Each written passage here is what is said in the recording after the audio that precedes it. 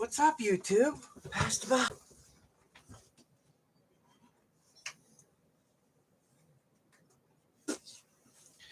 So, I'm going to get on tonight for just a little bit. Fill you in on a few things that are going to go on. And probably, I don't know, maybe this Sunday I'll have a little auction. We'll start this big thing. If not, it'll be the next week. So, most people don't realize from time to time I have people who donate for whatever reason. You know, they'll give me money for people, or they'll give me items to give to people, or they'll have stuff that they want me to auction off to give. You know, there's many different things that go on, right? So this year, because some people seen what I did last year, and they don't necessarily, these people don't bid on my stuff, but they like to help me. Hey, what's up, Dub? So what's going to happen is when people purchase from any of my auctions until December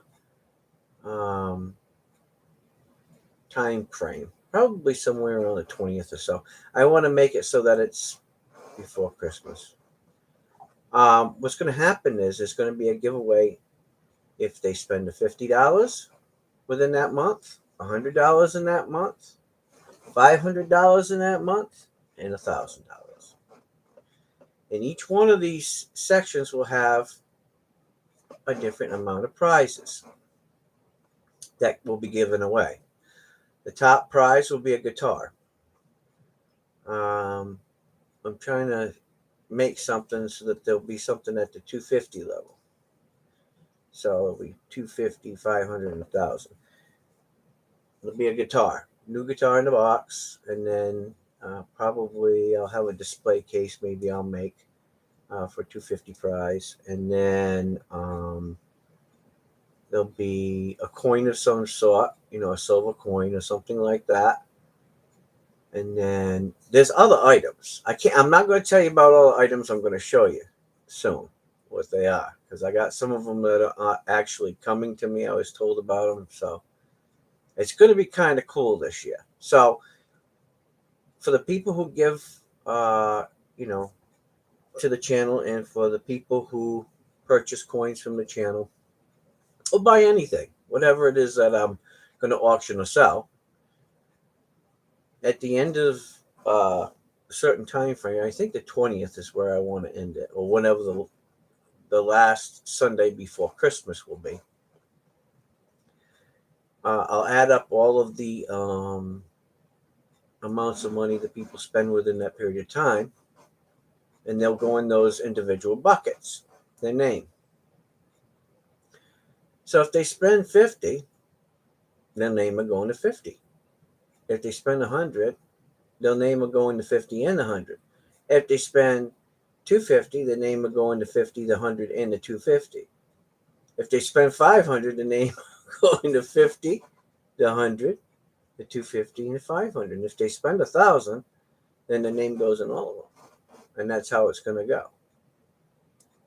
So the more they spend, the more they get their name put in these buckets. And then at that time period, I'll pull a name from the bucket. And that's how it's going to go.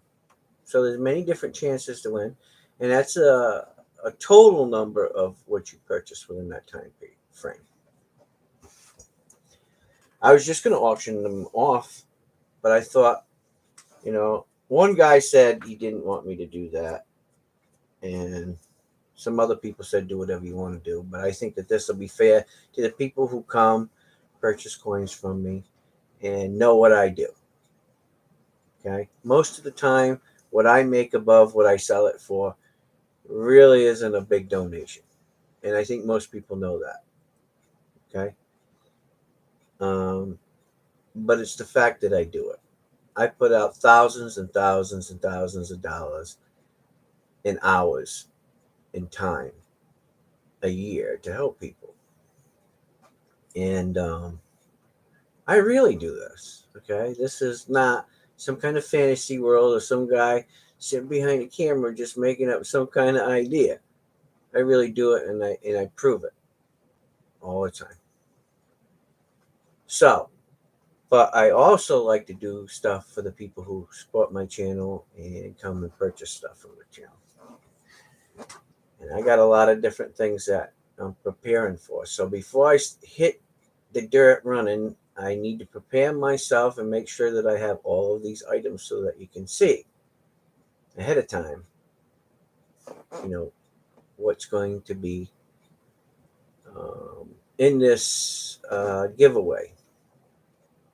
So, and if no one reaches the top, then I'll just save it until next year or whatever. No matter what happens, I'm not going to veer from how I'm going to do it because I don't want these people getting mad at me. So, and there's some cool prizes. I mean, really, there's going to be some cool prizes. So, I got some coins. I've been trading coins and trading a couple of collections that I had. I'm trying to, because, I don't have a whole lot of money right now to be buying stuff. So I'm trying to do some trading right now, and I've been doing pretty good. I've been pretty successful. And some of the people, they know me. I've been there to help them, and they want to help me. And I want to do it right, and But when I do it, I'm using my own money, my own currency to do these things. The prizes, now that's something different. That's donated by people. Okay. And the reason why I do it that way is I just feel more comfortable when it's my own currency that, I purchased and I got myself than worrying about other people. I don't want to do that. Because I don't run this channel to do just auctions. I run this channel to have fun and be a family and do good things and teach people something. It's a little bit different than a lot of other channels. They have their own, platform and things that they do, and I have nothing to do with that. Once in a while, I'll support them, and I might give them some giveaways or something to do, but I don't have anything to do with their channels. And mainly because of exactly what's transpired in the last, few months. Hi, Sheena. So, if you do have something that you would like to send to me to give away, and you give me specific details, or that you want to give me, or whatever, just make sure that you do it in private. I don't want to blab out who you are, what you want to do, or any of that. That's none of anybody's business except for yours and mine. Okay? And that's the right way of doing it. You'll know who you are when it comes up. I actually have one prize left from somebody, actually two, I think, that I never gave away that donated months ago. But I haven't seen that person around for months. They go to other channels, but they don't come to mine no more for whatever reason. I don't know. Never said. But I still have a couple of things that I need to give away that I gave some of them away to people locally, but I still have a couple, and I will be putting them out to give away too. And there was no instructions how to do them, so I pretty much figure it's free reign, so they'll be a part of it too. So there'll be some really interesting things, from carpentry tools to guitars to phones to coins. I mean, you're going to be pretty amazed. It takes a while to get all of this stuff organized when people start to do it, because I want to make sure that I do it right. There was different things that they wanted me to do immediately with stuff and things that they wanted me to do this way. So this is how I'm doing it. So this year, how it's going to work, because I went so far in the whole last year. So everything above and beyond what I pay for whatever the coins are or items are or whatever it is going to charity. And people say, well, you can set that at whatever you want. That's true. But I mean, you got to use some common sense when you're doing things. So, whatever the market value is at the time is what I'm going to go for. Just to be fair. But I want to do some things like I did last year. Last year was really good. Can did a really good job. I made some guitar, some ukuleles, and I gave some other stuff to auction off. And, it's different. It's not like they're just giving something to you, right? When you just give something to somebody, then that's a gift, right? But when you're purchasing the item, you're purchasing the item. You're bidding on the item or you're buying the item, right? And if you choose to go a little bit above and beyond probably what it's worth, because you know that there's a cause behind it, then that's appreciated. And that's how I do it. And I just like to do it that way. That way I'm very transparent. And you guys know what I do anyway. And I'm going to do the same thing as I did last year. I'm going to go and, get some gifts and toiletry items and whatever else. I mean, a bunch of stuff like I did last year. And I'm going to bring it back down to First Baptist Church because of the way they were receptive of it. And they were very happy. And Pastor Chip was very cordial. And, as a pastor, I like to give to a functioning church like that that's in the community. And I know Pastor Chip, he don't make a whole lot of money down there, but he's got a big heart. So, do I have Netflix? No, I don't watch Netflix. Mary does. Hi, Rochelle. How you doing? Welcome to my little chat. So anyway, that's how the auction is going to go. Pretty much similar to what I did last year. Last year, whoever was, some people helped me out. So because they helped me out, I gave them a little bit of money or whatever for, helping me. But this year, the people who come to my channel, I'm going to have only the people who come to my channel all the time. They're going to be, moderating exactly what's going to happen. What's the topic of the chat?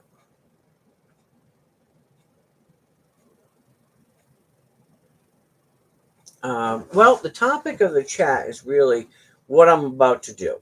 So, Rochelle, because you're new to the channel, every year during the fall season, and you can ask Sheena or Dove, I usually have a charity that I give to for Christmas time.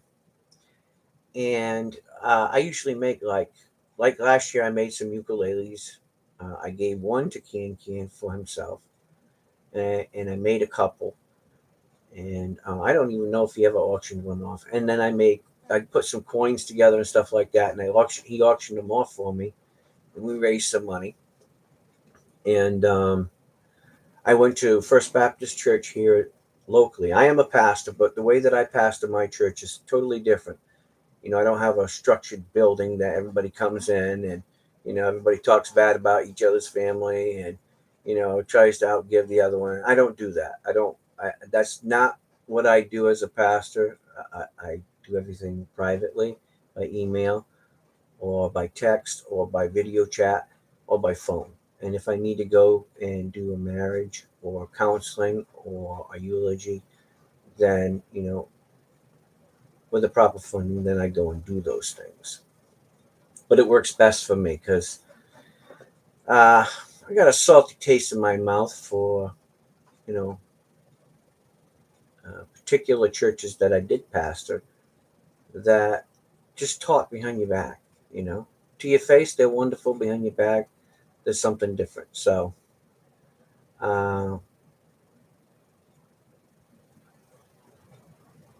don't deal with that. So that's why I do my church the way that I do it. Personal and private. It's not everybody's information, right? So anyway, so I give to Pastor Chip's church last year. It was like a blessing. he says, I can't believe it. Usually I have enough to give everybody, but this year I'm just not going to be able to do it, and I'm going to have to turn people away. I said, well, wait a minute. Maybe I can help you with that. So the people from um, our family community here and on Can's channel, and Spray Can too, I believe, they all went over and they bought a bunch of stuff, and so me and Mary and we got all the stuff together, a bunch of boxes of stuff. I mean, she went crazy. She did most of the shopping. I did most of the boxing and everything, and sorting stuff out. We went down to Pastor Chip and we gave him everything.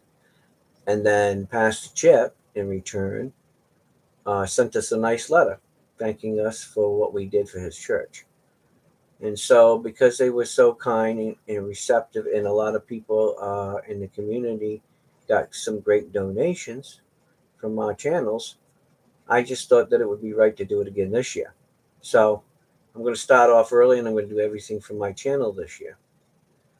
And if other channels want to help me, then, so be it. But I'm not going to ask them to do it.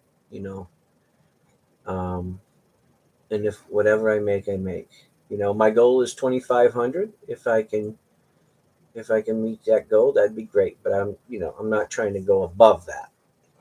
And I sell my own items that I buy myself.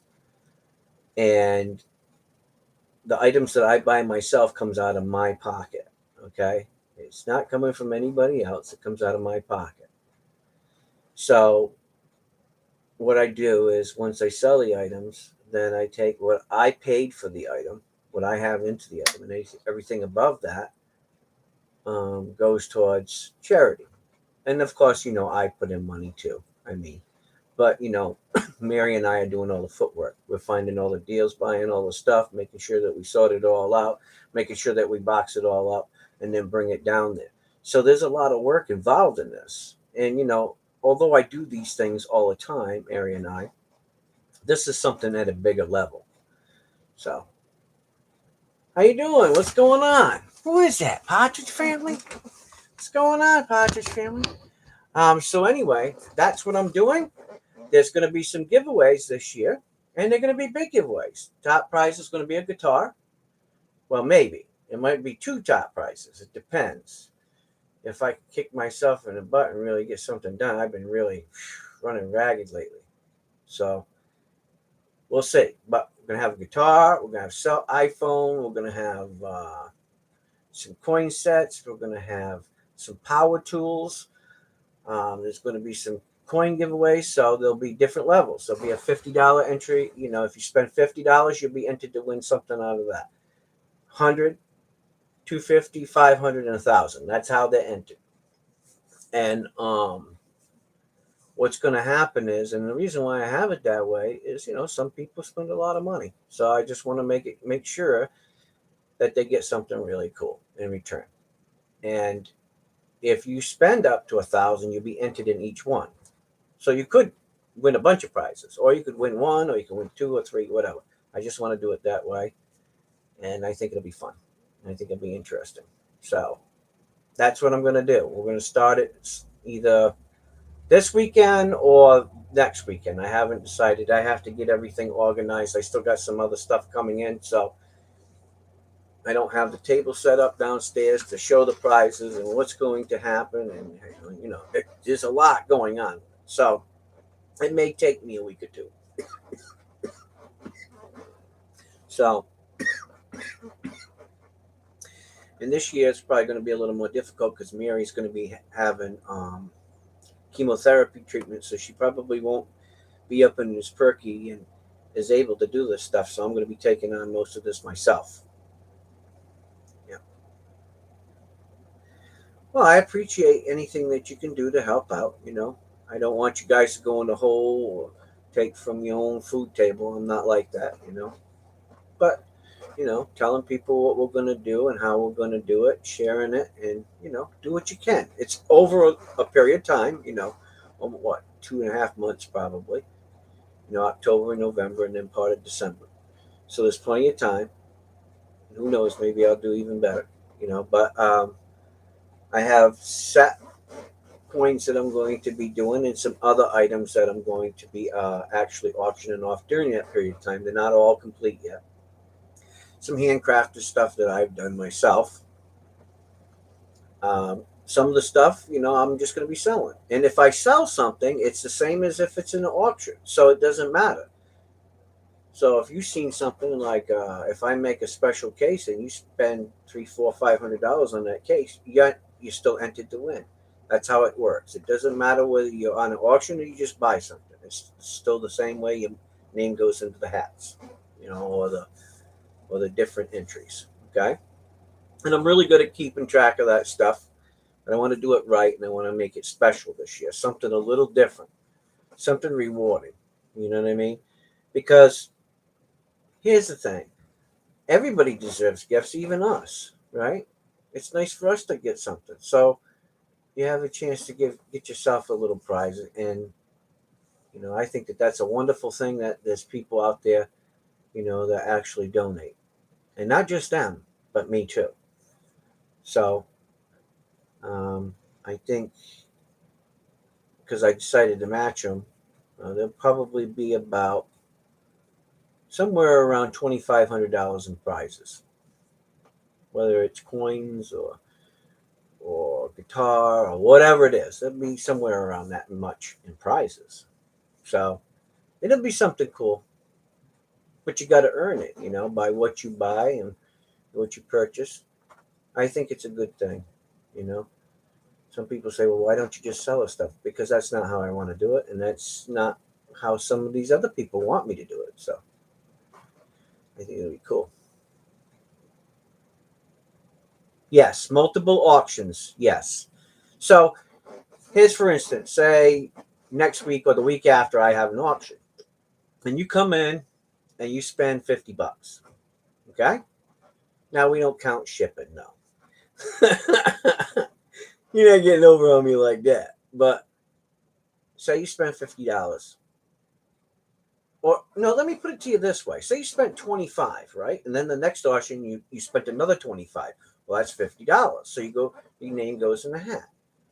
Well, then in another 2 weeks or so, you decide to come in auction, you spent 50, right? Now your name goes into the $100 hat, right? So as you go up, you go into the next bracket. So you be in a $50 bracket, $100 bracket, 250, 500, and 1,000 if you go that high, right? I'm not saying that you will. So it's a conglomeration of all of that time added up. So the total amount of money that you spend over that period of time. And I'm going to ask somebody from the channel besides myself to keep track of that also, or a couple of people, so that we're all honest. There's no horseplay, because I don't play that horseplay around here. And, that way you guys get something back, a chance to get something back. And the people here in the community that I help out will have a wonderful Christmas. It's been tough on everybody these last couple of years, and I want to do something extra special for everybody. You know, at least they can say, one thing about Pastor Bob, his channel, Coin Guru Minister, and his family, you know, they love to give what they can. They don't go overboard. They don't do stupid things, but every year they do something special, during the holiday seasons. Whether it's this or Valentine's Day, I do something, and then they usually do something around Easter. Maybe, Mother's Day and Father's Day, I don't know. It really depends. Sometimes I can make pendants or do jewelry, but that's not really my big thing. My big thing is Christmas time, Valentine's Day, and Easter. Those are my three big holidays. So if you guys like that, I would appreciate you coming by, and, if you can help me out, it's more than appreciated.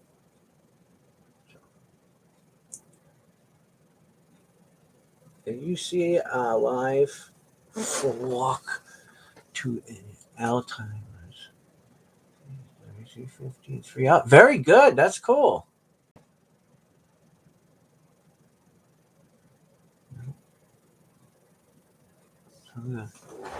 So what I'm going to do for these auctions, because you know how I am with auctions, I go crazy and I'm talking most of the time, and I like to have fun auctions. Okay, and let them go crazy. I don't care. Um, but we are families and friends, so there's got to be a limit. You know what I mean? If a coin is worth $75, I don't want it to go over 150. That's double what it's worth. If you're being generous and you're trying to do something, I don't want that. Okay, I want reasonable. So as my moderators in blue, I expect you to shut it down. When it gets to a certain level. So tamper them down, calm them down. Don't let them go buck wild. You know what I mean? I don't mind donating, but I don't want stupidity either. I don't want people going and where they never get it back and then they're mad at us. We need to try to control that a little bit. You know, so within reason. A little fun. That's fine. Crashing back and forth and bidding it up. That's fun. But you know, I don't want nobody putting themselves into a spot where you know there's not a whole lot of worth in it for themselves either. I understand that it's for a good cause and I understand it's to help people, but I want to be reasonable with these auctions. Okay. And I think you guys understand that. I don't need to tell you that. You know me after all of this time, doing YouTube, how I work. And we don't need to be in nobody's bad boy spotlight, right? So um, I think it'll be great. So I'm going to have one person. I want to have one person that helps me, posting. So when I come on and I post something and I say, oh, this is, you know, 1882 New Orleans Morgan silver dollar.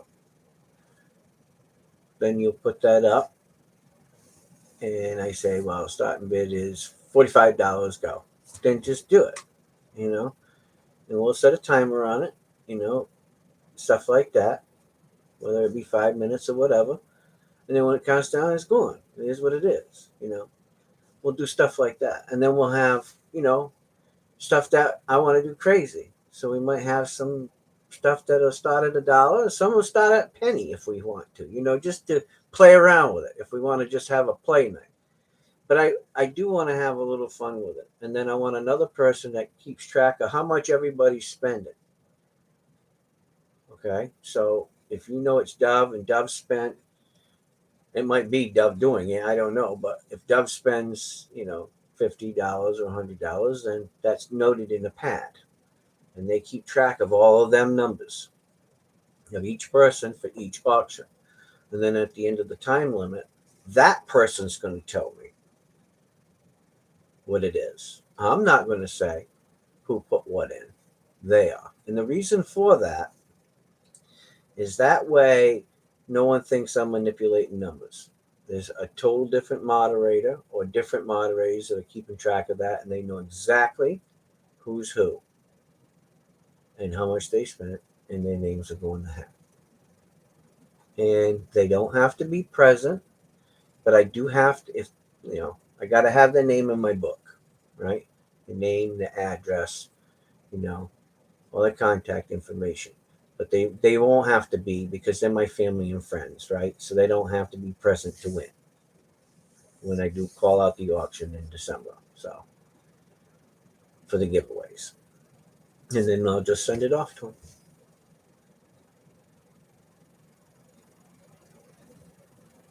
Yeah, that's fine. I just want to have fun. Hey, what's up, B.R. Williams? So I think we'll have a lot of fun with this. It'll be something cool, you know. It'll be run ship shape. I want to have one moderator that wants to stick with me through this. That all they do is they post the item, whatever it is I call off.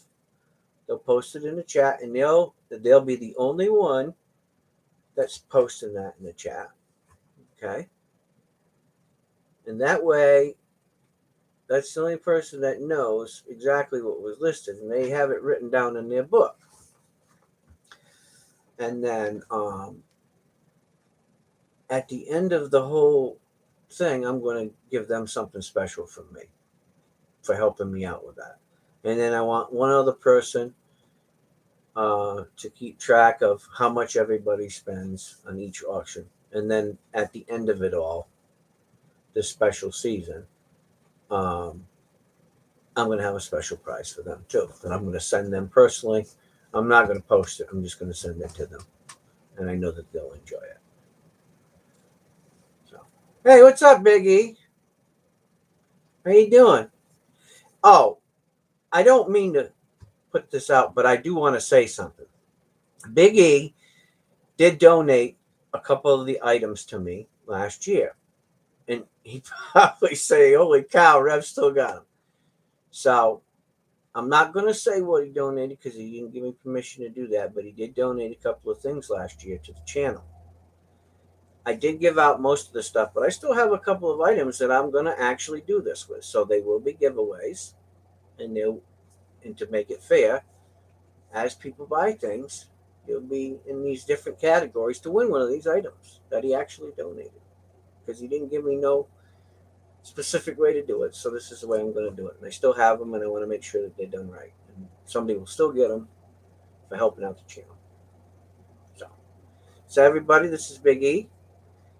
He's a friend of the channel. He's been around since the very beginning. So anybody that you see's blue, I think most of you guys. Hey, Partridge, how come you're not? Oh, wait a minute. Let me do this. Oh, my God, because if I don't, I'm going to hear about it. Okay. Anybody that you see blue is a real moderator. Okay. It's not somebody that I just give blue to. Okay. These guys have been around since the beginning, and I trust every one of them. So, um, and you can trust them too. These guys are solid people.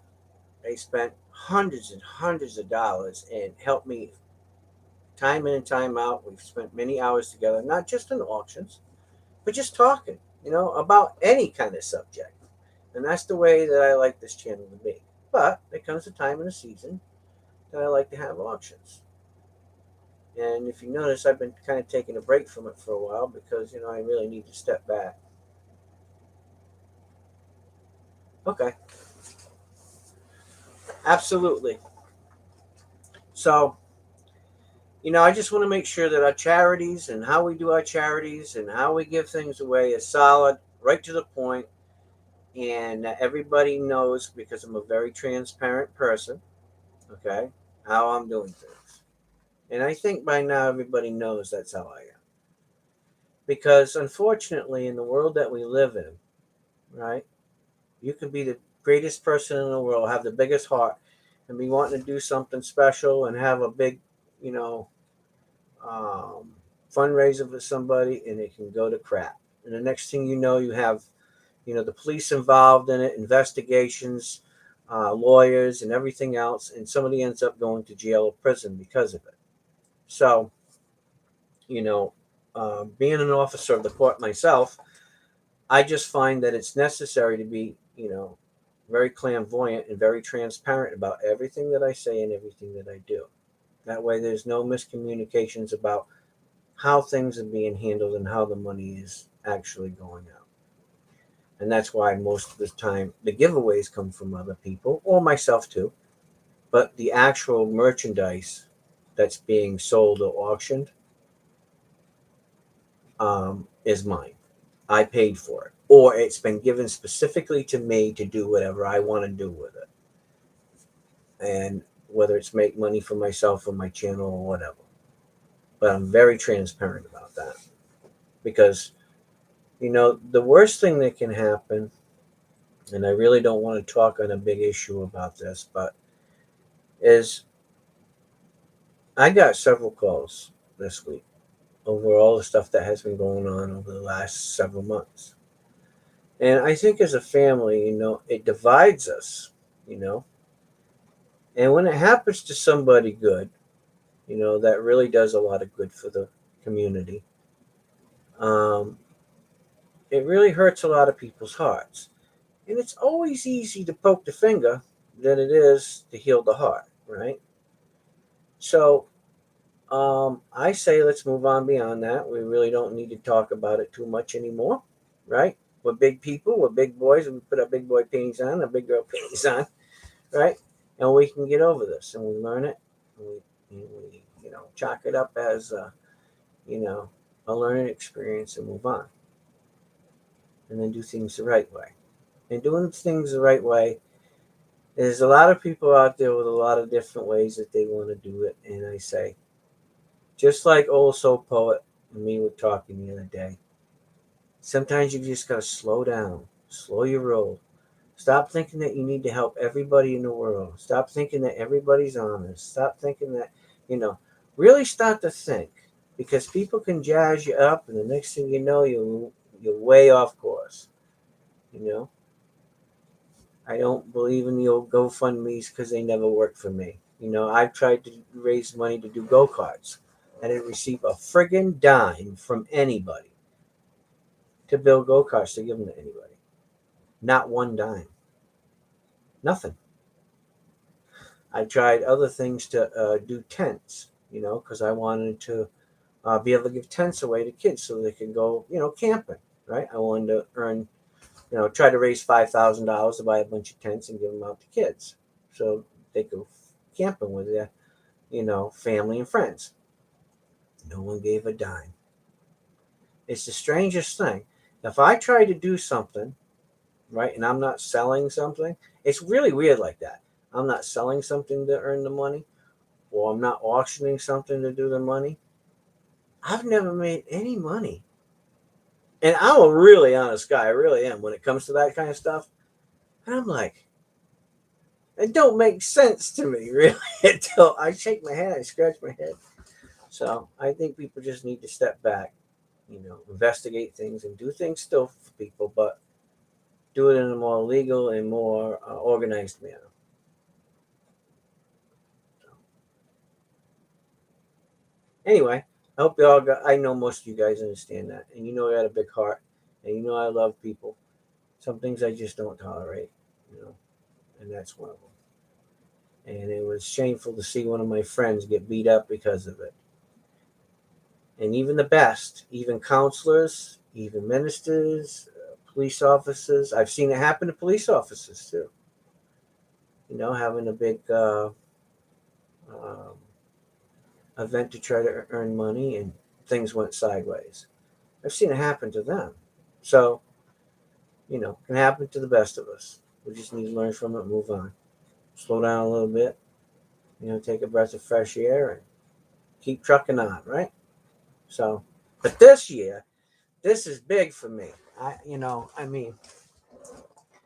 think this is going to be great. This is going to be fun because I can't wait to see who wins these prizes. And you guys haven't even seen them yet. You know, even my close friend, Old Soul Poet, he'll tell you he don't even know. So I've kept a cap on this. I mean, he knows about the guitar that I'm going to give away, but he don't know about the other stuff yet. So it's going to be fun. And it's not just going to be one prize in each category either, guys. I'm just going to let you know that there might be multiple prizes to win. So, it'll be fun. I hope you all like this idea, and I hope you all support me and help people come out to the channel so that they understand it a little bit better. I'm trying to do my best to explain it, but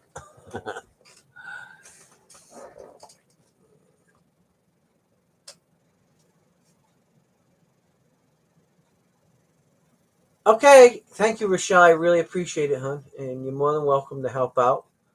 Um, everybody that helps out, I do, my email is revrobertcornell@gmail.com. That's RevRobertCornell@gmail.com.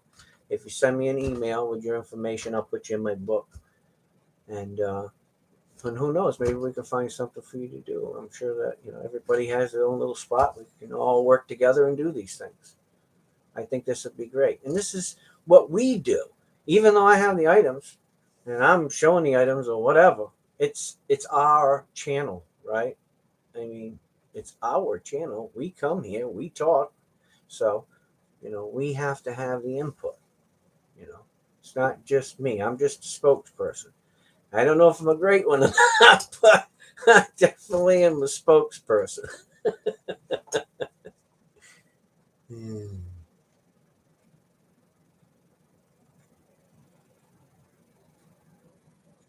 Yeah. That's the thing, when you're real family and you're real friends, and that's what I tried to create here. It's different. And sometimes just silently doing things is the best way. When you know those people and you know they're solid people, you know, just privately message me if you want me to do something nice for somebody. And I will make sure that it's done. And it always gets done. Because I guarantee you this. If I'm doing something like that, Old Soul Poet, he's getting a phone call of what I'm doing. So no matter what, there'll always be two people that will know that besides the person that's donating. He will know. And he'll tell you, I will let him know. Except about the giveaways. Yeah.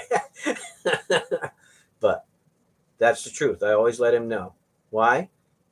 Because he's proven to me above and beyond, and this has nothing to do with anybody, and I'm not marking anybody in this chat. Above and beyond, he has proven to me over and over and over, time and time again, that he's real deal, Holyfield. Okay?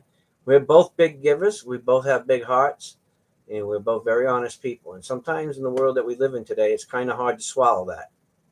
But I always check with him, and we talk about things before we do it, and that's what real friends and real family do.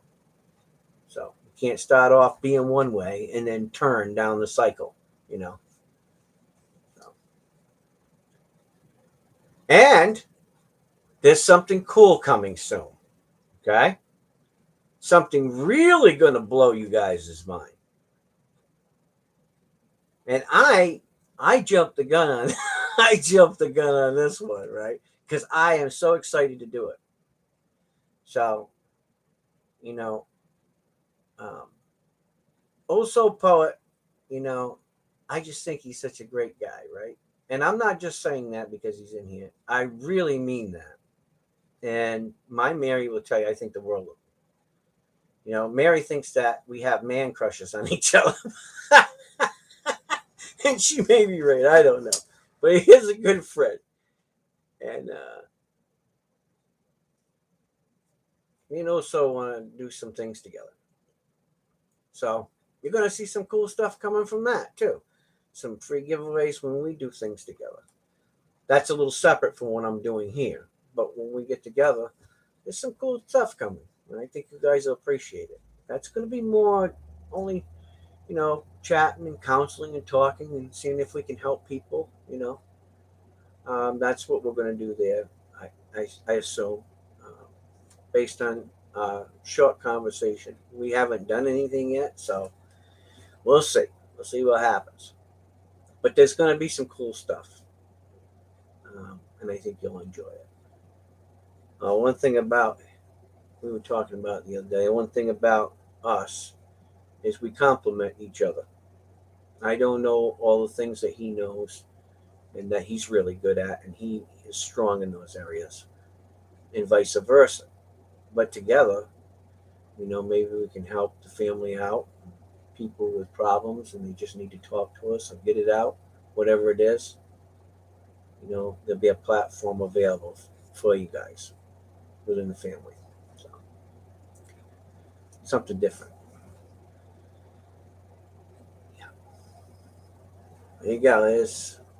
There's the YouTube channel. So that will be something cool too. That way you get to see us together and we talk about things. I think it'll be good. Be inspirational. So we're moving on. We're growing. Right?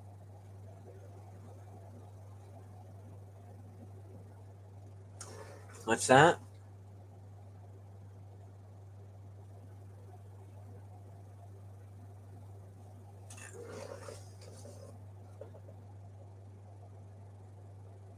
Number 20.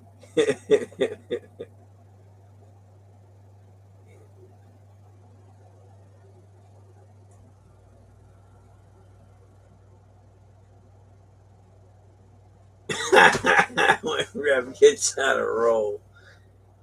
What's great, I love to have fun. Man, let me tell you what. I don't know. if any of you have ever watched pastors or counselors or policemen or anybody who's a public servant, also poet. But our lives are very stressful. Sometimes people don't see that because they see us pretty much happy-go-lucky. But it's very stressful, you know, when you're trying to make, how do I say it, give suggestions on how people should make changes or do things in their life, you know. And so this is good release for us too, you know. I think it'll be fun. You know, I don't usually go anywhere from my house because of you know, my daughter.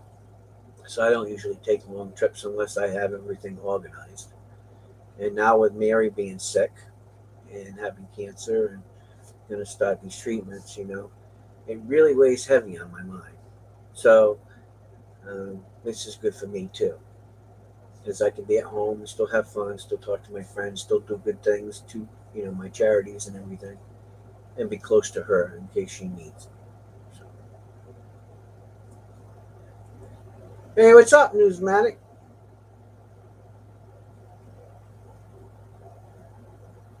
All right, online prayer group. Amen. Now that's something that I haven't discussed with George, but you know, when we get together, we could be doing some of those things. We could be having subjects on different things in the Bible, you know, different religions from around the world, you know, uh, how long religions have been around, you know, what is it about religion that attracts people, right? There's going to be lots of different subjects that we're going to cover, probably, knowing the two of us. So it'll be fun. Poetry and prayer, yeah, and we all need a lot of it. You know, the Bible itself, not to get into a Bible thumping thing, I'm not. So don't crucify me. But the thing about the Bible is most of it is poetry if you read it. You know, there's lots of poetry. And not just the Bible, but the Quran, the Torah, uh, a lot of the manuscripts in different types of Bibles or manuscripts from other religions are designed like that. You you know, my uncle Lee was not a religious man. Okay, here's something for you guys to know. He was not a religious man. Okay, he I would say he was agnostic. He was an atheist, but it wasn't that he didn't believe that there was something greater that created us. I'll put it that way. But he read the Bible many times. And he was that type of person that I believe, I mean, I knew him mostly when I was younger, but he was that type of person that really wanted to know before he committed himself to something, anything. He was a smart man. And then later on in his life, he went to church and he did those things. But I still think that he was in search of something. And I hope that before he passed away that he found that. I never got to talk to him. But I'll tell you something. And it made me feel great. My Uncle Lee never, he wasn't the kind of guy that just give out compliments, you know. He wasn't that type of person.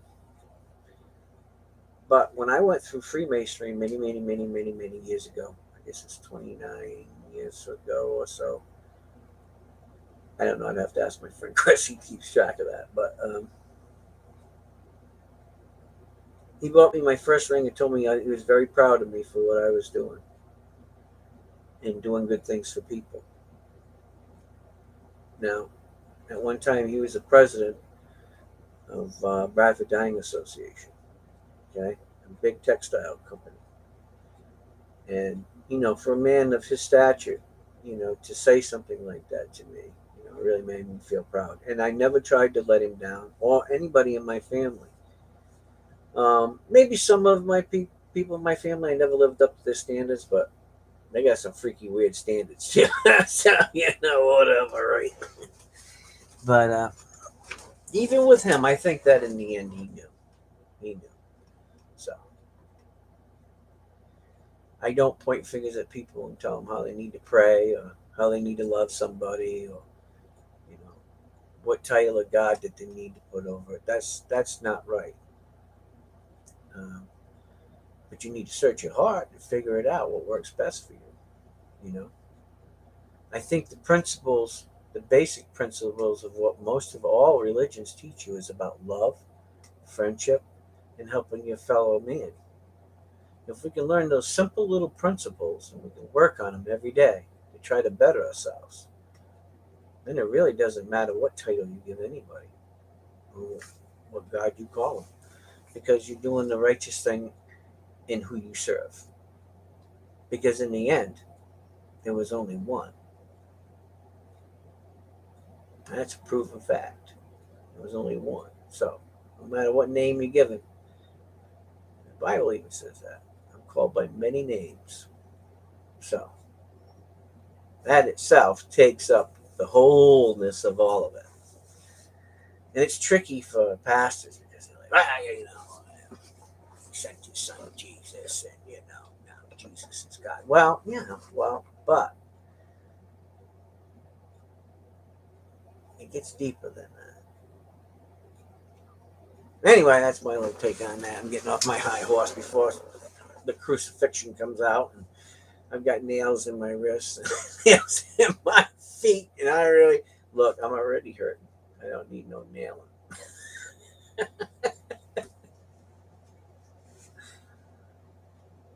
Oh my god. Hey, I may bear my own cross, but that doesn't mean I want to be nailed to it. I'm just putting that out there. Yeah. That's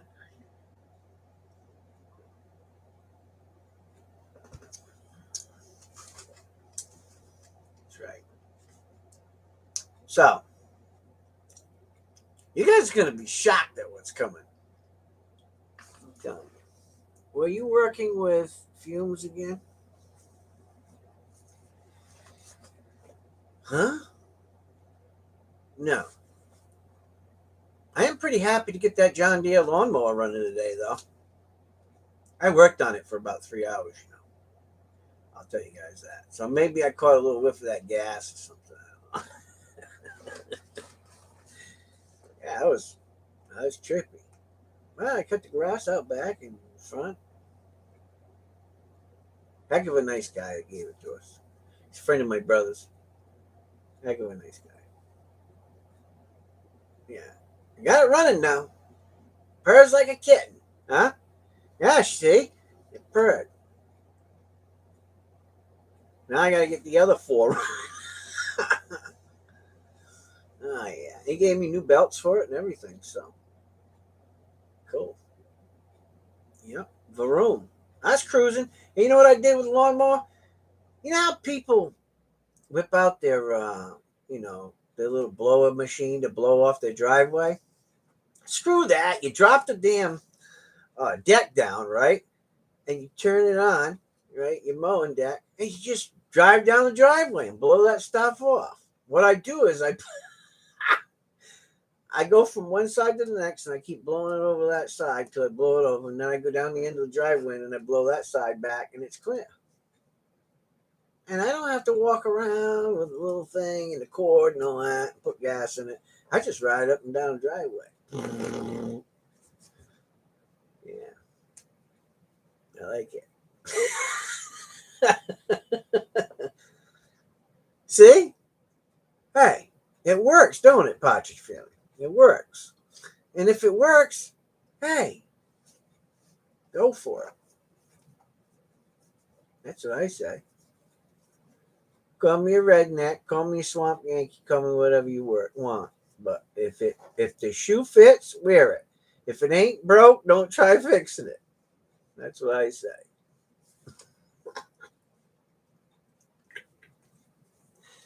Oh my God. Now, I. Oh my God. What's that? Like what I did to y'all. One more? What? I used to do that. What's that? Like what I did to you all. One more? What did you do? Yeah. What did you do to the lawnmower? 12. Quarter mile in 12 seconds on a tractor. What you got? Jet fuel in that bad boy? JP 10 or whatever? Got wheelie bars in that bad boy? Don't get me started on that, Biggie. I got enough projects. I thought about it. I was talking to my brother. I go, maybe we should make like, racetrack, racetracks, because at Washington County Fair, every year they got lawnmower races. So, and we have a motor that was my grandfather's lawnmower. That's the motor that usually wins every year up there. And it's in a Cub Cadet. And I don't know. I could refresh that motor. Put some skinny tires on that bad boy. I've been thinking about it, but I'm so busy with so many projects, guys. I mean, right now I got a Hyundai Accent in there. And I'm telling you, George will tell you, it's absolutely clean as a whistle. I mean, I'm going all the way through it. It's 2007 Hyundai Accent. I picked up $3,400. Um, I think altogether we'll have probably about $4,600 into it, somewhere around there. Uh, and what it is, and my mother-in-law ain't even seen it yet. So Mary's mom hasn't even seen this car yet. So I hope she ain't watching this video or I'm going to be shot. But I don't think she watches my videos anyway. But she is going to be shocked. I'm going all the way through all brand new brakes, rotors, brake calipers, lower ball joints, idle. I mean, the whole works. And it's going to be nice. I'll show it to you again. I showed also it. Probably $7,000-$8,000 car all day long. It's that nice. It really is. So she'll be happy. Well, I hope she is. She better be. That's all I got to say. I won't talk to her no more.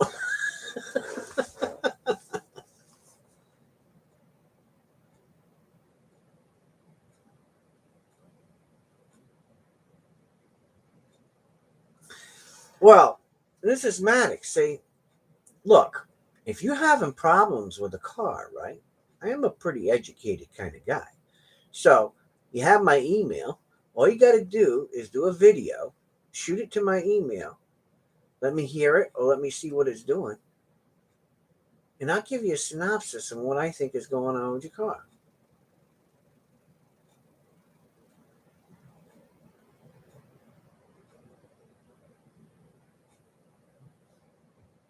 Plain and simple. I do my best. I mean, I'm not a miracle worker, but I can usually figure stuff out pretty quick.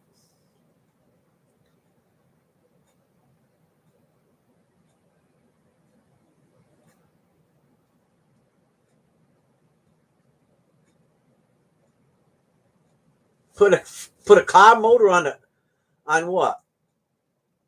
On a lawnmower, Biggie? Is that what you're saying? Put a car motor on a lawnmower? Let me tell you something.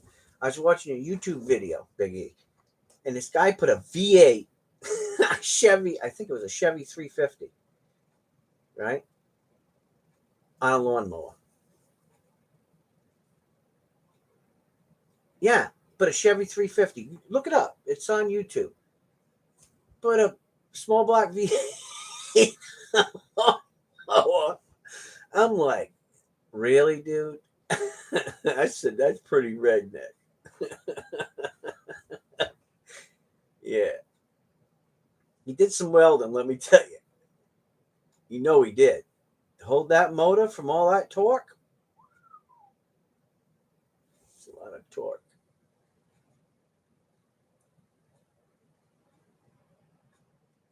Yeah, the blower on it. Yeah, I remember that. Yeah. I didn't know it, but the i4 engine, the 4-cylinder i4 engine, they run twin turbos on them bad boys. I never knew that. It's supposed to be a good little motor, I guess.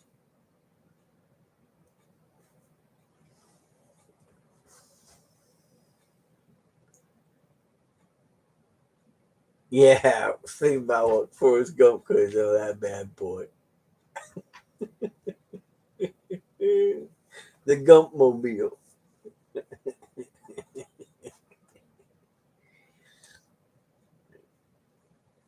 Pretty soon I gotta put. You guys want to have a nightmare? You want to see what I gotta do soon? I gotta. I've had. Let's see. About. I think I have to ask Mary. I think about 3 years ago. I purchased a new clutch, pressure plate, throwout bearing, and actuator. Right, for my truck. It hasn't really needed it, but I came. I had some money 3 years ago, and I said, you know what? I want to buy this kit now, and I'll put it away. And that way, when it goes, I have it, and I don't have, if I don't have any money, I already have the stuff sitting there. Well, it's sitting under the bench out there, and I've been thinking it's about time. So I'm thinking about doing it before next inspections, and he's going to inspection in November. So thinking about doing it here in the next couple of weeks. I'm thinking about doing it. So before cold weather sits in, I want to get it done. That way I ain't got to worry about it.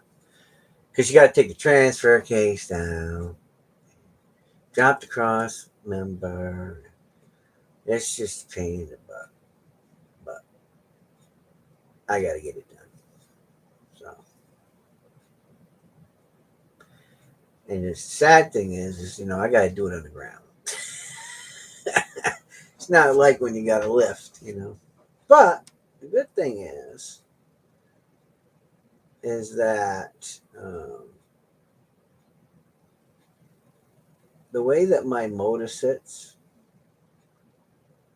uh, I don't know if you guys seen my lean-to. Okay, I don't know if you guys seen my lean-to or not, but I have a 2-ton uh, winch set up in there, so I'm going to be able to have a safety on it anyway. So I'm not worried about that. So that'd be cool. Have some safety stuff to get it out. Not that I'm going to use it to winch it out, but at least I'll have some safety hook to it to make sure nothing falls on me. So it'll be all right. We'll get her done one way or another. I have to. I have no choice. My buddy says, why don't you just pay somebody like $600 or $700 to do it for you?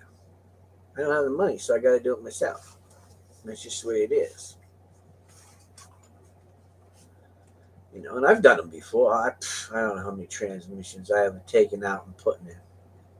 I mean, to be honest with you, when I was a kid, I worked for my Uncle Steve. He owned Steve's Garage here in Rhode Island. And I don't know how many motors, heads, carburetors, transmissions, rear ends, you name it, that I've ever taken out of cars. I don't know. Hundreds, if not thousands. Probably a lot.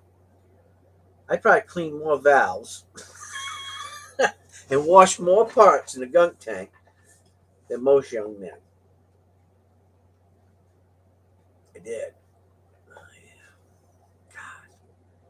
I was always in that freaking gunk tank, washing heads, cleaning valves. God. It's something, you look at cars today and the carbon deposits that are on, valves and things like that. It's not the same as, cars from back in the 60s, 50s, 60s, and 70s. When I was growing up, back in the 70s and 80s, um, the carbon deposits that was on the back sides of the valves was absolutely terrible. I don't even know how they ran, you know? I mean, no wonder they needed valve jobs and, head resurfacing and stuff like that.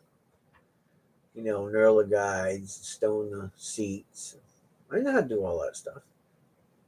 You know, I've lapped a lot of guides and knurler guides, and you know, it's just I know how to do it all. I just don't, you know, unless I have to. Man. I have no choice. I'll tell you a story if you want to hear one, real quick. Tell you a story about a cracked head. You guys are gonna laugh at this, right? Hey, what's up, Jack? Okay, so this is really stupid, but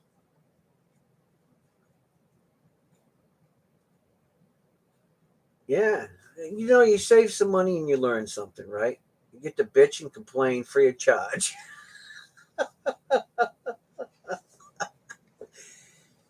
So if I was living out in Indiana, and a friend of mine, he didn't have any money, right? He didn't have any money. He's broke, right? Well, he didn't have money to do a head job. So I listened to it. I said, man, and I could see the water, right? So I knew that he had a blown head gasket. So I said, look, it's going to take probably about 3 or 4 weeks, only doing it on the weekends. I said, but we can get it done. He goes, all right, I'll just bicycle back and forth to work. So we pulled the head off. Well, we pulled the heads off, right? And it had a big old crack on the head. Because uh, I don't know if you guys know what a Magnaflux machine is, but it's a big magnet, right? And what you do is you set it on the head, and then you have some powder, right? Graphite. And you hit it, and then you flip the powder around it, and what it'll do is you'll see it. It'll bring the powder in, right? You'll see it. It'll go right to the cracks. And that's how you check for cracks in your head, right? So I borrowed one from a friend of mine. Had a big old crack in it, dude. I didn't even need it. I seen it. And he's like, oh my God. And he's like, what do I need? I said, well, you're going to need a new set of heads. Well, they were expensive, right? He goes, is there any other way that we can do this?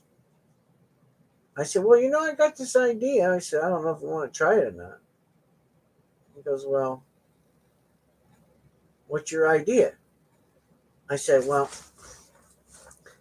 we'll get some metal shavings and we'll put it in JB Weld. I said, I'll grind it all out so it's nice and clean it all out good. And we'll put JB Weld down in it. We'll let it set up for, a few days. I said, I'll resurface the head, put a new set of gaskets on it and see if it worked.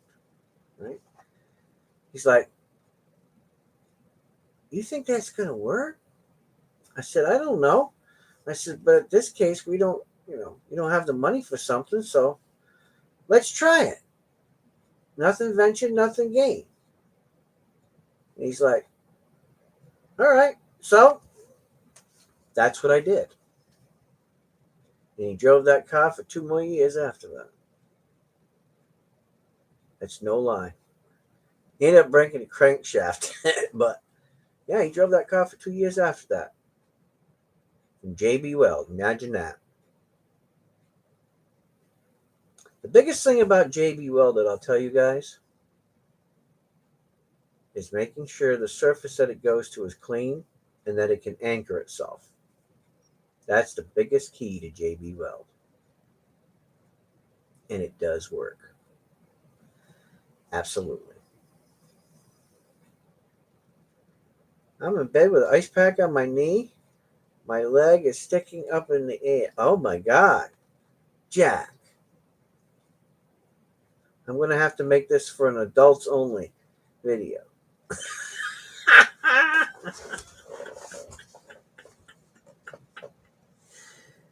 God, Jack, I know it's got to be hurting like seven hells,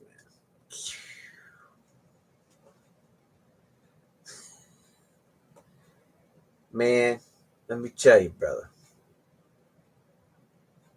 It'll get better, though. Is it all swelling up?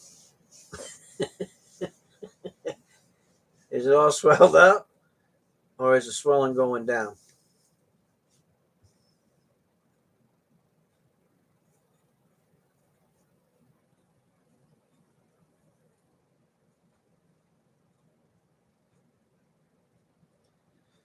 Today's your birthday?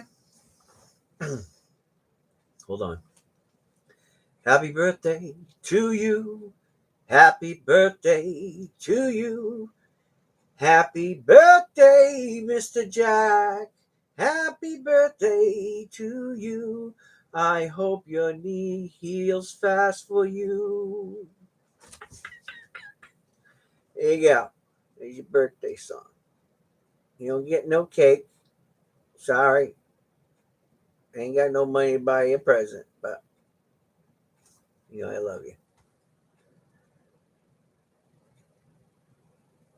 Who knows? Maybe we'll find a present for you. I'm sure. You never know. Never know. Just remember that. But if you do get a present, it's going to be late. Now, I want to ask you guys a question. We're going to see how damn smart you guys are.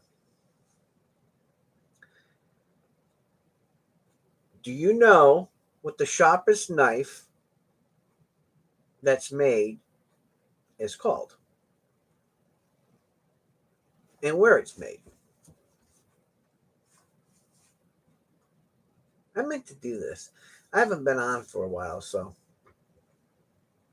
No, it's not a damn Ginsu. It's not. As a matter of fact, I'll give you a little clue. Okay? Give you a little clue. It was illegal to sell. It's so sharp that it was illegal to sell the knife in the United States. It just recently was passed to be able to sell this knife. That's how sharp it is. And generally, only chefs were allowed, professional chefs were allowed to have the knife. There's your little key to what this knife is.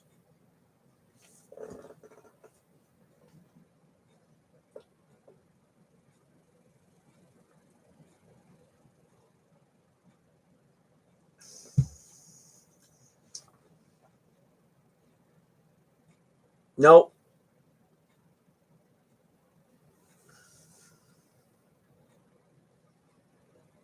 Nope. I'm going to show you too, because I own one. I don't use it because of how expensive it is, but I will show it to you. And you guys can buy one too. They're pretty reasonable to buy. Be the sharpest knife you'll ever have. It's very unique. I've been trying to figure out. Periodically, I pull it out of my drawer and look at it. I've been trying to figure it out because it's a very unique edge.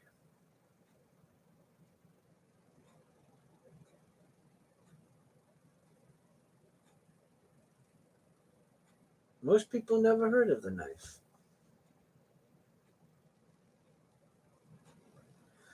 Well, obsidian's sharp, but it's not strong.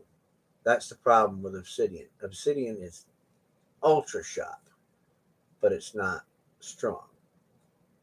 I have obsidian over there in the drawer. Waiting to see if you guys have ever seen one.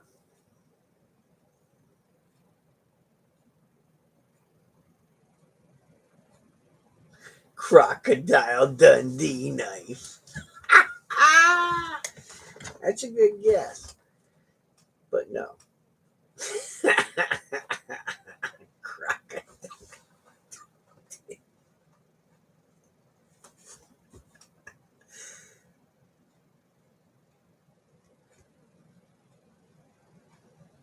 You guys are gonna.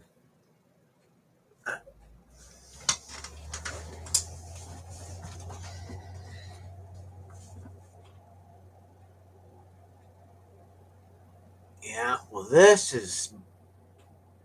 I don't know. I'm still trying to figure out how to shop it. You guys give up? Are you weakening on me? And I'll show you it.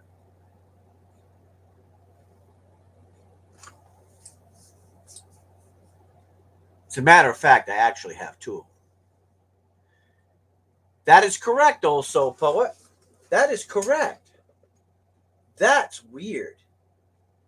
But that is the fact. That is the name of it. That is the name of it, also. How do you know that? How do you know that? Did you Google that shit or something? Because most people do not know what that knife is. I can tell you that. I can guarantee you that less than 1% of anybody in the world knows what that is.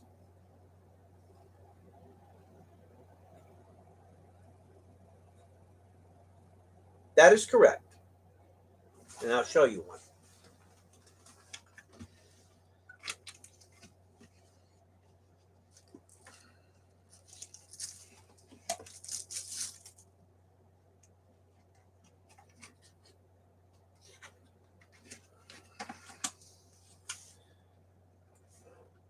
This is a Husk knife. Okay, this is from Japan.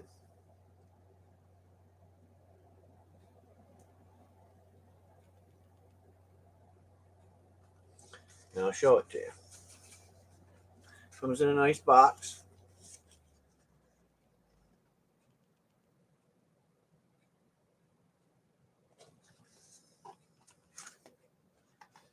And when I tell you that this sucker's sharp, but if you look at this blade, that blade, if you look at that blade has a specific bevel to it. I don't know if you guys can see it on camera or not.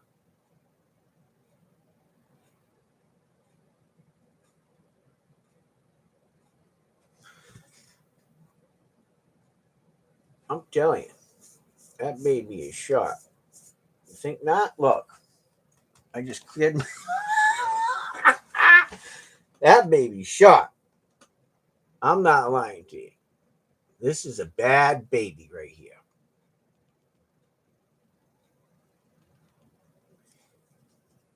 When I tell you you can cut through stuff quick with this bad boy,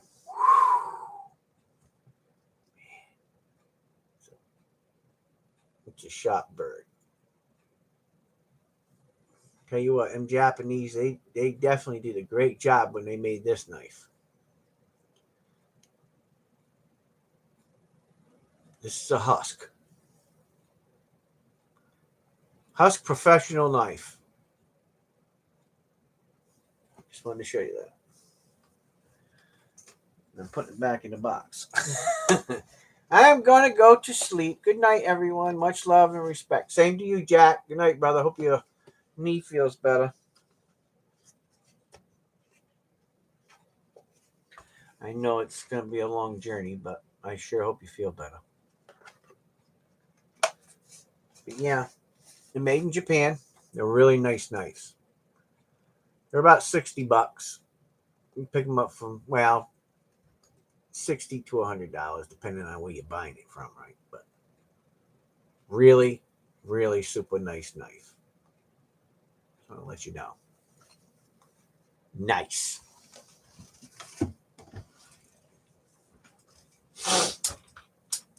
I didn't know if you guys ever seen one or not. I never use it because if I took it downstairs, that Husk knife, I'd be so afraid that somebody would mess up because it has no forgiveness. It will cut right through bone like nothing. So it would be nothing to take the end of your finger off. It the see if I can draw it so that you guys will understand it.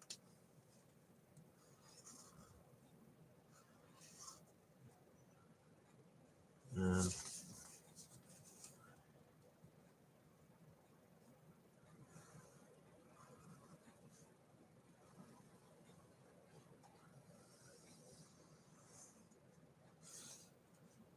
I'm going to show you how it looks. You see how this looks?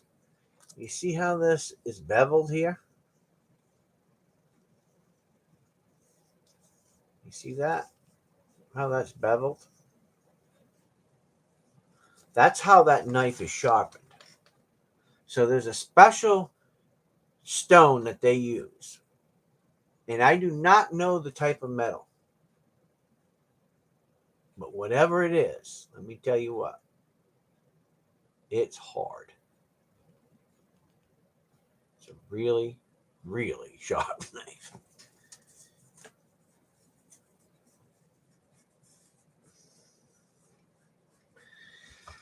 The only thing I have sharper is sitting over in that corner over there. And that's a real katana. Not a fake one, not a reproduction, a real one. You guys ever seen a real one? I mean, besides on TV. I'll show you.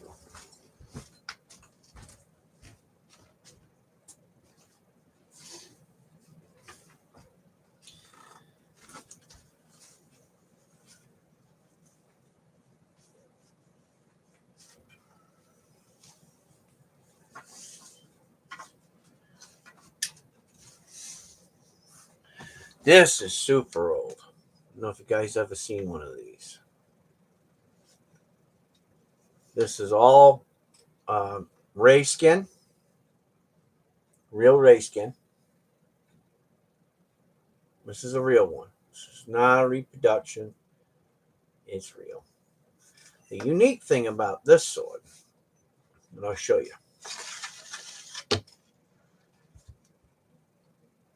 I'll bring it up there so you guys can see it.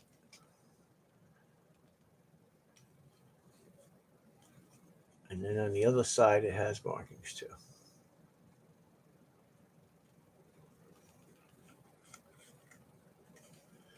Now, this is what they call a war sword. Right here, the U.S. military put a number in here, if you look, when they confiscated these swords in World War II. There's the number. But here's something really, really cool. Check this out.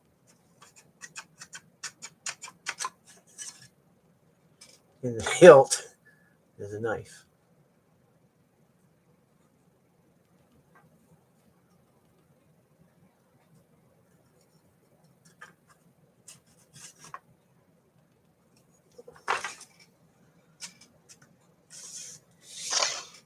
This is real Damascus, or as they call it, Damascus steel. I had this many years. Many years. I actually have two of them, war swords. I have another one in the closet that I never bring out. But I ran across it, and periodically I take them out and I oil them. You know, even if I don't use them, I take them out and I oil them. But most people call them, what's that? On sale $29.95. What is on sale for $29.95? those knives are? Those knives are on sale for $29.95. Is that what you're saying? Not the sword. I can tell you that. You might as well forget that. Yeah. Oh, that's good. That's a good buy. You guys should get one if you can. You might want to post where that's on sale for $29.95. That's a good buy. You should buy them if you can. Yeah. B.R. Williams, if you know where you can get them for $29.95, maybe somebody in the chat might want to purchase one. So feel free to post that link in the chat, because it is a really good knife. I'm not even gonna lie to you guys. I mean, it's nothing special to handle. One of these days, I might deck out a handle for it or something. Maybe put some bone in it or some abalone or something like that. Deck it out. This is a real sword. I don't know if you guys know this. Oh, okay. Thank you. Yeah, Husk.com. Um, I don't know if you guys know this or not, but true Damascus steel is called Wootz. Wootz Damascus, right? So it's not rolled and pressed Damascus. It's called Wootz. It's called crucible steel. And so, not that you guys are interested in this, but Wootz steel, it comes from the Saladin mines, King Saladin. I don't know how to enunciate his real name, but it comes from the Saladin mines. And the reason what makes that iron so special is it has vanadium in it, which gives it that strength, right? And it won't break. It isn't brittle.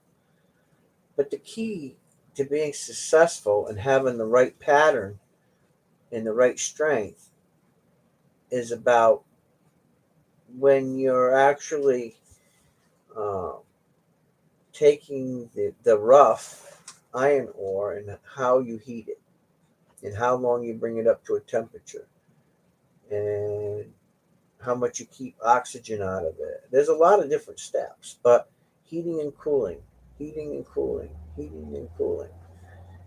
What it does is it tightens the patterns in the steel up, makes it really tight. It makes it so that there's no air molecules or bubbles in there, which can cause brittleness and cause the sword to break.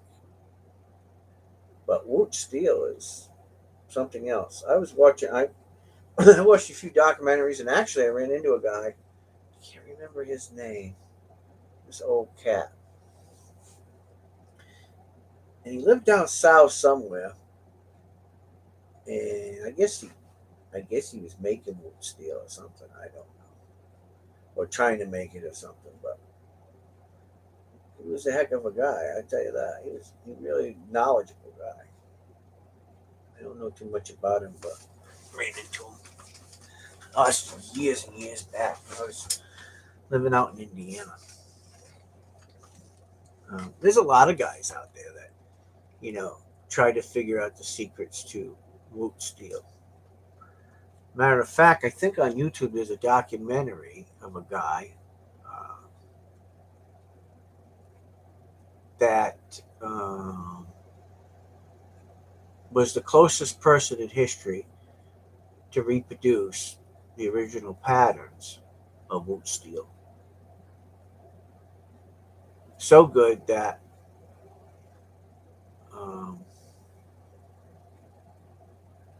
I guess the king of Arab nation came or sent two of his blacksmiths or sword makers over to watch how he makes it. So that's pretty cool. I watched the documentary. That's pretty neat. But I've talked to several different sword makers and knife makers, and they say it's very difficult. making pattern, what they call a pattern Damascus. It's just folding and banging and folding and banging and folding and banging, right? But here's the difference. Like the Japanese, when they make real katanas and they call it Damascus, I wouldn't say that it's not Damascus. And I'm going to tell you why. Because their blades are made very similar too, except they're using two different types of metal, a hard and a soft. That way it's flexible, but it still has strength and it don't break. And that's what a real katana is. A real katana won't break. It's not supposed to. That's how well forged it is. So, but anyways, if it's not Woots, they call it pattern Damascus or stamp Damascus. But there's some really good sword makers in America. Really good sword makers, and knife makers. And as a matter of fact, that's something I'd like to do too. My brother really wants to do it.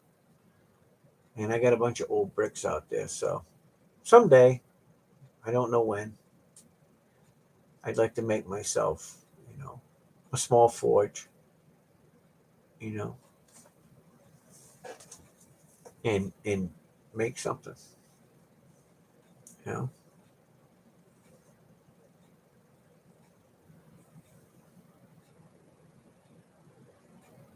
But I want to get it to melting temperature. I want to make the whole thing. So we'll see.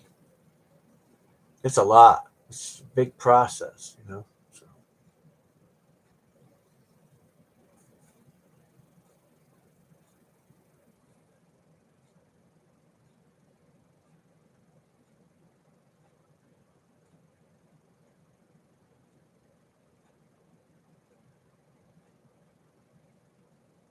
yeah.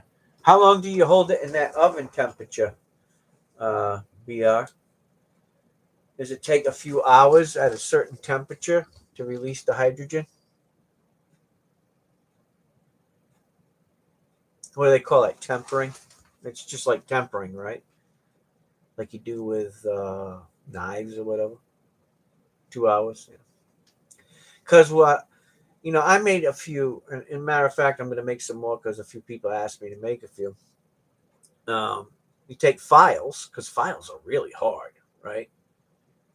You take some old files and grind them down, make nice knives out of them too. But I temper them for about 3 or 4 hours in the oven at about 400 degrees, and it tempers them really well. And I've never had any problem with any of the edges because I mean, it's pretty obvious about this stuff more than I do. Um, when you're heating and you're creating heat and cooling, heat and cooling, heat and cooling, it changes the temperament, in the Rockwell testing of hardness of that metal. So you have to retemper it because it moves the molecules. I mean, at least that's what I was taught. I don't know a lot about it. I mean, I'm not no specialist or anything. I just know, the little bit that I've been taught over the years by different knife makers, and sword makers.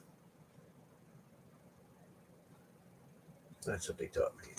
So I just find it very interesting. There's there's an art to it. Hey, who's that? MKCL, what are you doing up this late? Kind of late for you, ain't it? You're up real late. Coming to check on us boys and make sure we're behaving ourselves. We had quite a few people come out and say hi tonight. Nice to see you come out. Say hi to everybody. I said earlier this week I was going to come out and get on for a while and talk. I've been kind of busy this week trying to do things. hopefully I'll get some of the stuff done. I screwed up a box the other day. I was getting sidetracked, and that's the bad thing is when I'm doing something and I get sidetracked and I forget a step. And I don't know, it is what it is. But I'm getting the stuff done, man. I'm getting it done. I got a lot of little projects going on all at the same time.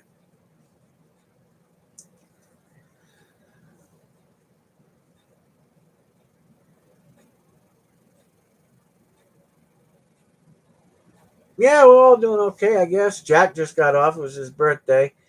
His knee was throbbing, so he had to put some ice on it.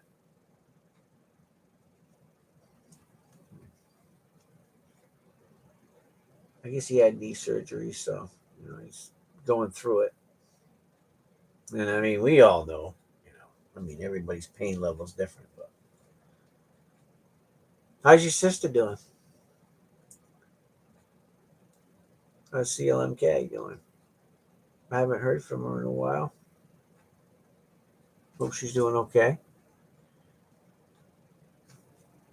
And I wanted to thank you. I didn't know if she thanked you for me or not, but I wanted to thank you for the coffee that you sent me. I really appreciate it. Matter of fact, I'm drinking some of it right now.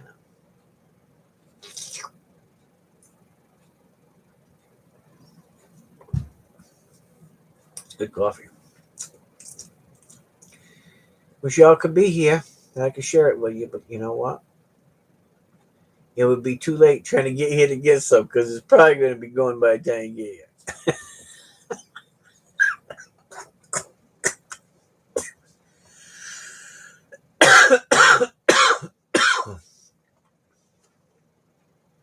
Man,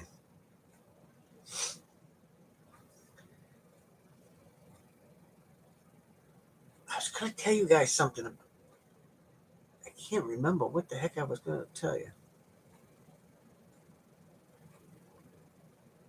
Something I was going to tell you guys. I can't remember what the heck it was I was going to tell. Oh, I didn't know. Okay, look, I'm not really big into, you know, sheets of dollars or sheets of $2 bills or sheets of $5 bills or you know, they come in a sheet and they're all together. You know what I'm talking about? How they, you can get them in a sheet of 4 or 8 or 10 or whatever.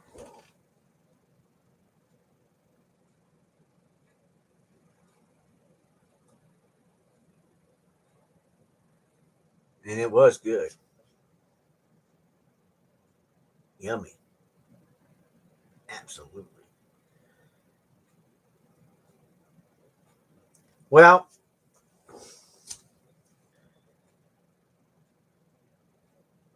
I didn't know that they were worth more money. You guys could look at me like I am the biggest dumbass in the world right now. So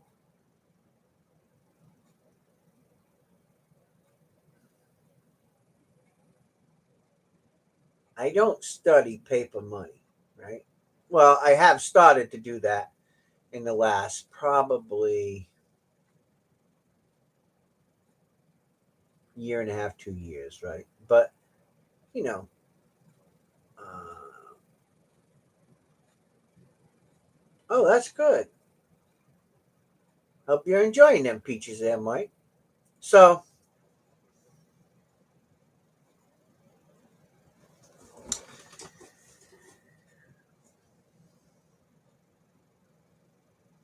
don't cut when you get a sheet, right? If you can get them, I don't know, they're getting kind of hard to get, but if you can get a sheet of dollars or a sheet of $2 or whatever, don't cut them. Do you understand? Don't cut them.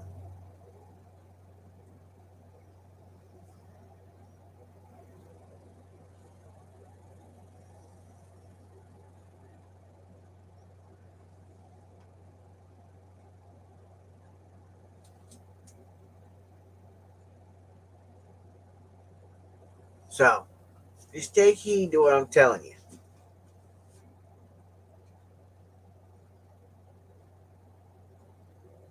Don't. I'm just saying. Because I've already experimented on that for you guys.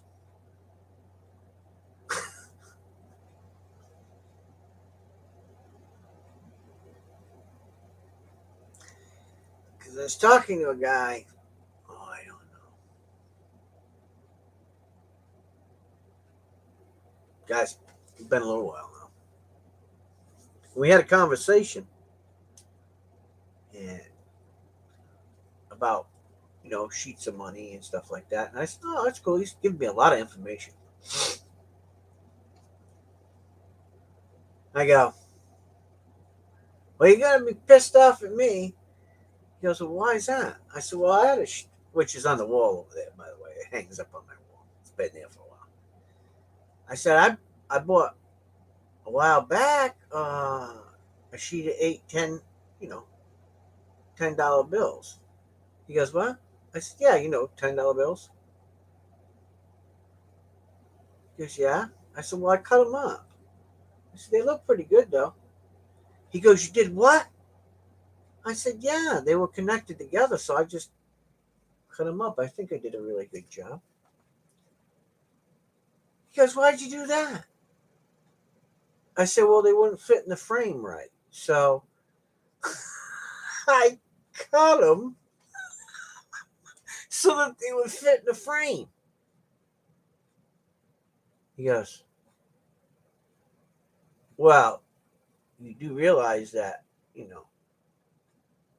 they're not worth as much when you cut them. I said, yeah, but they're still, what, $10 a piece? I said, and they're all the same number, so they all came from the same portion of the sheet. He goes, yeah, but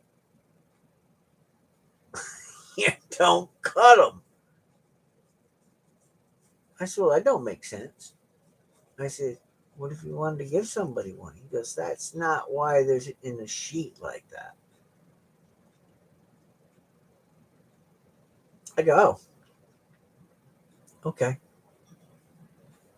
So I'm warning you guys, if you do, and I don't even know why I'm telling you this, it just kind of came up. But if you buy sheets of dollars, or twos, or fives, or tens, or 20s, or hundreds, or whatever you get, don't cut them. Buy a bigger frame. I'm just saying.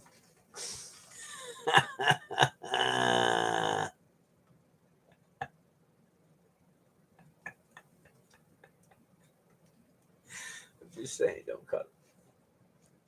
They still look cool on the wall. They've been up there for a while. A little dusty, but I had to take it down the other day and dust it off. But I was looking at it earlier, and I just thought of it. I thought I'd tell you guys, don't cut them. One of these days, I'd like to get. I seen this guy. He had a big one, like 24 of them, I think, 24 $1 bills or something like that. It was absolutely gorgeous. I'd like to get another set like that, but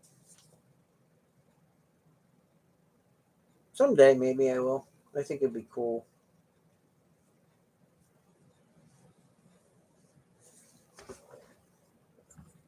Don't cut them. Ah, what the hell? How many people have done it? Probably more than me, right? I would assume. I'm not the only guy that cut them.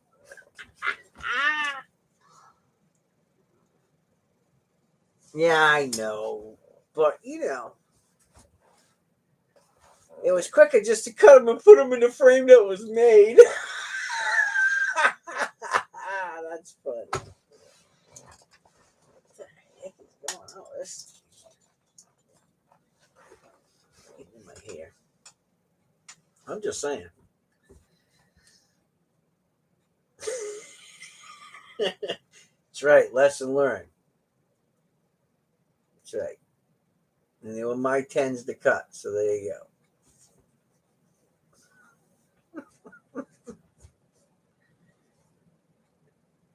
I'm sure there's some people out there be pretty pissed off.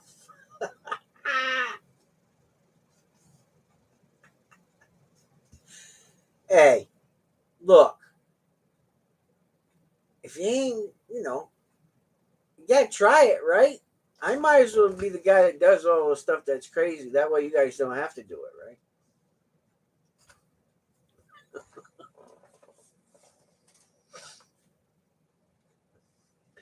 I tell you something that would trip me out today. I don't know if you guys go to oh, what the heck is the name of it now?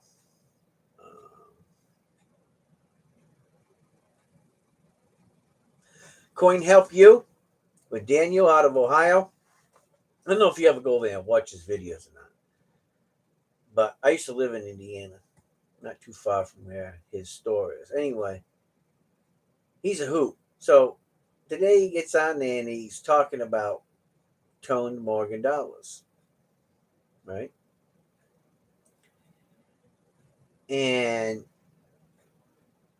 he's talking a little bit about it, but I'm going to tell you something about toned coins. Okay, this is just from me to you. Fake ones will look fake, and it will look like there's something on the coin. Do you understand? Like a film. So whenever you're checking coins to see if it's a natural toning or not, look to see if it looks like a film. Look to see if it looks like it's different than the base metals of a coin. Because original toning tones in, it tones from the metal, right? And it won't change its appearance as far as um, the metal itself when they stamp it. So when they stamp when they stamp a Morgan dollar, right? When they stamp it, right, the metal looks a specific way when it's in mint state, right? So it looks a specific way, right? And it won't change. When the toning comes, the only thing that will change is the tone and the color of the coin. But it doesn't change the grade of the coin and the surfaces of the coin. Okay? And that's how you can tell if somebody's like trying to do an egg trick or something, you stick a bunch of you can get some scrambled eggs or whatever. And this is the trick that they do the most. And you can bury a coin in the scrambled eggs, and it'll actually start to turn the coin a different color. Okay, and you can get the rainbow effects or whatever. But you'll look at it and you can tell that there's a film on it. You can tell it because I've done it to see if if it does do that or not. So if you're buying any coins that are toned, all right, be very cautious. If you don't know what you're doing, make sure that they're graded because some of them are done so good that you can't tell unless you really know enough about toning coins. And I've looked at so many of them, over the years. I mean, Morgans mostly. I can just about tell. And colors. I mean, you can get all of the colors in a rainbow, right? From toning on any coins. I can show you some pennies that I have sometime. Remind me. And they're all put in from the 1940s and 50s. They were all put in those individual wax papers. You remember the little like manila wax papers, and then they put them in like the little manila holders back in the day, the BU ones. They're all rainbow. Every one of them in there is rainbow. And I mean beautiful rainbow. So what I usually use is I use them pennies as a guide if I was to purchase something or compare it to something. And I mean, I have some beautiful Morgans that have beautiful, beautiful toning, but they're all graded.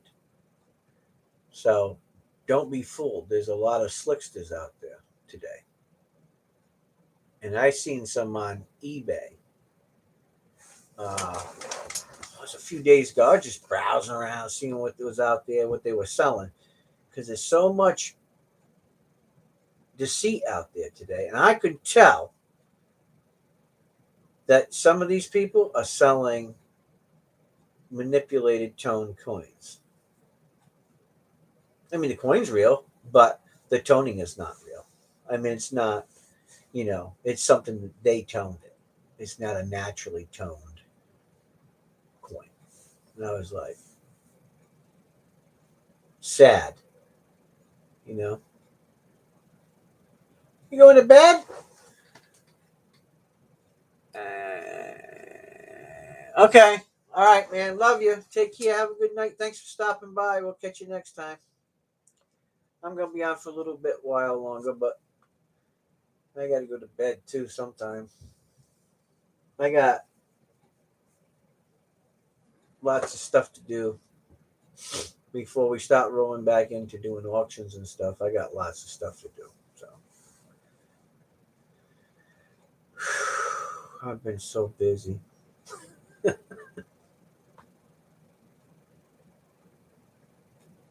You know what's really sad? I don't know what you guys think about this, but when I was a kid and I knew somebody did woodworking or mechanic stuff or anything like that, I was interested in them. I was always trying to. Good night, Partridge family. Love you, brother. Take care.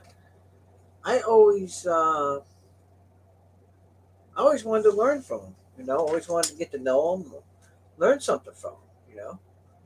Hell, I didn't even have to get paid. I just want to learn. You know, and today, kids today, they want to get paid the same as an adult that's been doing things for years and years and years. They don't want to do any work, and all they're doing is texting on that phone all the time. And I thought to myself, there's got to be some kids out there somewhere that just want to learn, just want to work, learn something, learn a trade. Nope, I can't find any. But I know there's got to be some. So I think next spring I'm going to put something maybe in the paper or something. If there's any kids that are willing to learn, about carpentry, or if they want to learn about guitar building, or learn about small engine mechanics or building things, call me up. I'd be happy to teach you. Sign a release form, get permission from your parents, and be glad to teach you. 1 day a week. They can just come by and I can teach them something. It'll probably just be like the donations, for, carts for kids or tents for kids. No one donated, so probably nobody will call. It's a crazy world we live in.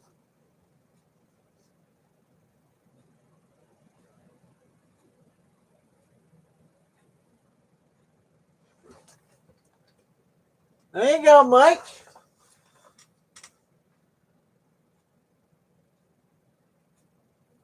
Mike's going to the movies, guys.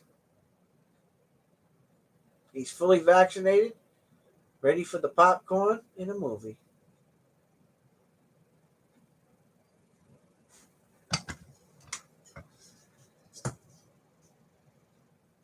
Cool. You can sit in there with your phone and you can film it and then send it all to us.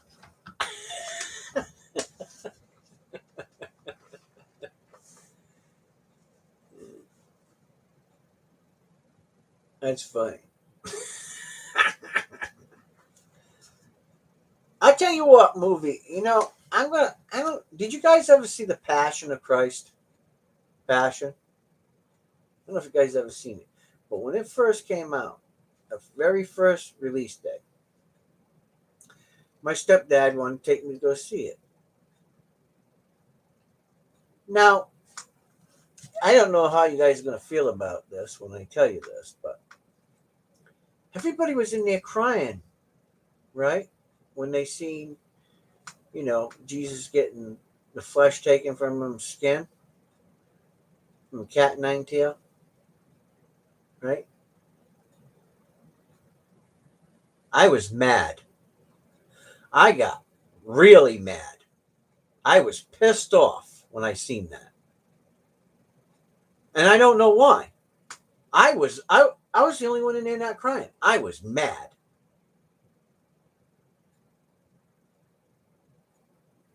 I was. I got really, really mad about it. I mean, like, I was mad for a few days about it. And everybody else is crying. And I'm like, I wonder why my reaction to that was so different. And I started thinking about it. And probably because I am, you know, a warrior, an ex-military guy. I was mad because I couldn't be there to help him. I was mad that nobody stood up for him. Nobody risked their life for him. Nobody jumped in.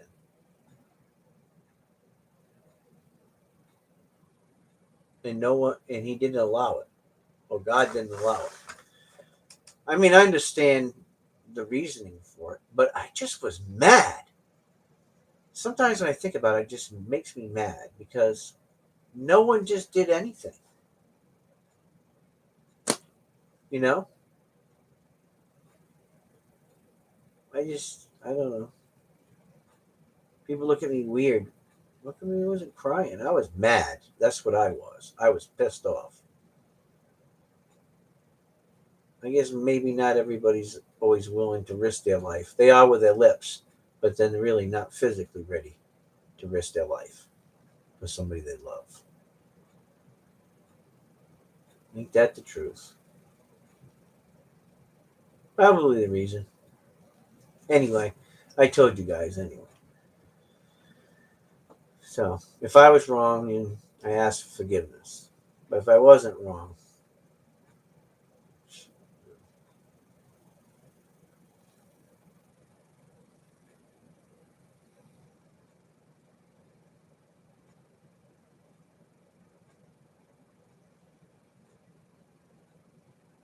yep. It's a really weird world we live in. You know?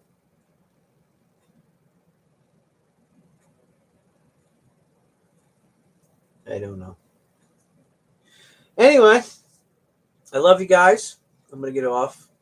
We'll get a little late night snack, a Saurus, because I can. I think I'm gonna have some English muffins with peanut butter and some beautiful coffee that was sent to me by MKCL.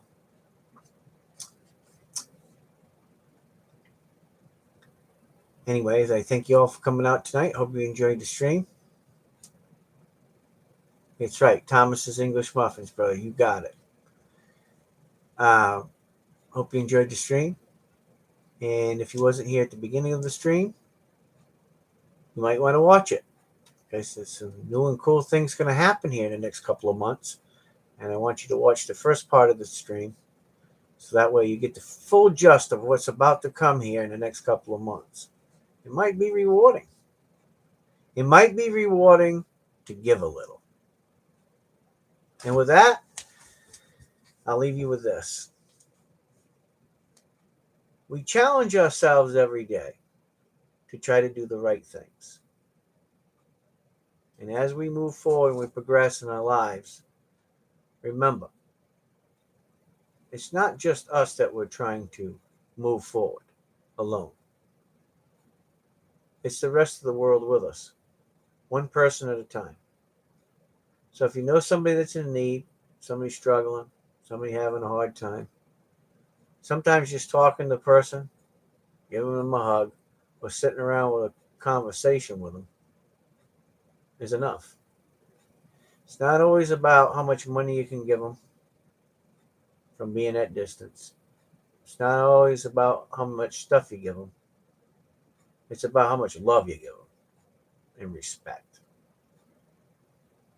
All of those other things are great to give your friends and show that you appreciate them. But love is the number one key factor to a solid relationship of any kind. And with that, I'm going to bid you guys a good night, and I will see you soon. I love you all. Take care. God bless. And I'm going to say it.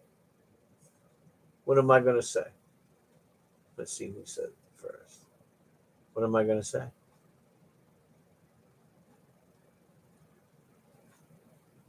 I'm waiting. Somebody's going to say it. Watch.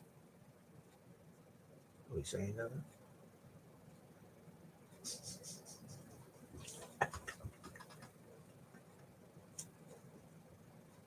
Reverend Bob is out of here. We'll see you soon, guys. I love you guys. Take care. Have a good night.